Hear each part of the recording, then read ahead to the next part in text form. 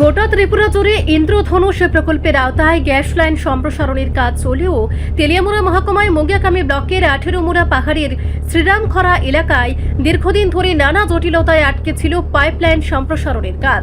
অবশেষে সেই সমস্যার সমাধানে বৃহস্পতিবার তেলিয়ামুড়া মহকুমা শাসকের কার্যালয়ে অনুষ্ঠিত হয় উচ্চ পর্যায়ের বৈঠক। বৈঠকে উপস্থিত ছিলেন জনজাতি কল্যাণ দপ্তরের মন্ত্রী বিকাশ দেববর্মা, মহকুমা শাসক অপূর্ব কৃষ্ণা চক্রবর্তী সহ বিভিন্ন দপ্তরের আধিকারিকরা। জমি সংক্রান্ত জটিলতা, যোগাযোগ ব্যবস্থা এবং স্থানীয় সমস্যার কারণে দীর্ঘদিন ধরে প্রকল্পের কাজ থমকে ছিল বলেই জানা গেছে। মন্ত্রী বিকাশ দেববর্মা জানান, জনস্বার্থে উন্নয়নমূলক কাজ কোনোভাবে দীর্ঘদিন আটকে রাখা যাবে না। প্রশাসন ও স্থানীয় মানুষের সমন্বয় বজায় রেখে দ্রুত সমস্যার সমাধানের নির্দেশ দেওয়া হয়েছে। প্রশাসনিক সূত্রে খবর, বিভিন্ন দপ্তরের মধ্যে সমন্বয় বাড়িয়ে খুব শীঘ্রই গ্যাস পাইপলাইন সম্প্রসারণের কাজ পুনরায় শুরু করা হবে। এতে নতুন করে আশার আলো দেখছেন 18মুড়া পাহাড়ের মানুষ। বন্ধুদেরকে শুভ সকাল। আজকে আমার বিধানসভার মধ্যে মঙ্গিয়াকামী শ্রীরামখরা দশলায় একটা সারা ত্রিপুরায় আপনারা জানেন যে আমাদের ইন্দ্রধনুষের কাজ চলছে, পাইপলাইনের কাজ চলছে।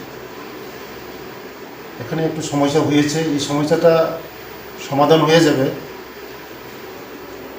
আমার সঙ্গে আছে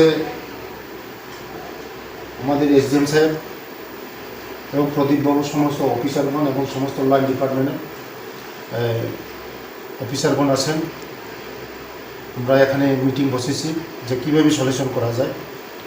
সলিউশন হয়ে যাবে, কারণ আমার অভিজ্ঞতায় বলছি, প্রদীপবাবু আমার সঙ্গে অনেক দিনের সম্পর্ক আছে। এই কাজের মধ্যে উনি জড়িত ছিলেন। যে কাজগুলি মান্দাইয়ের মধ্যে অনেক বছর, প্রায় 1-2 বছর অনেক ঝামেলা চলছিল, সেখানে আমাদের এমএলএ ম্যাডামের সঙ্গে আলোচনা করার পরে এই ঝামেলাগুলি শেষ হয়েছে। আমার বিধানসভায় আমিও চাই কিছুদিনের মধ্যেই এই ঝামেলাগুলি শেষ করে তাড়াতাড়ি কাজ শেষ করার জন্য। কারণ এই পাইপলাইন যদি আসে আমাদের এখানে, সমস্ত ত্রিপুরার জন্য, সমস্ত জনগণের জন্য এটা উপকৃত আসবে। তার জন্যই আমরা, আমাদের সরকার চায় এই পাইপলাইনগুলো দ্রুততার সঙ্গে কাজ শেষ হোক, মানুষের স্বার্থে, জনগণের স্বার্থে, পাবলিকের স্বার্থে। কিছুদিনের মধ্যে এই সমস্যাগুলো সমাধান হবে। ধন্যবাদ। রিপোর্ট সংবাদ প্রতীক্ষা।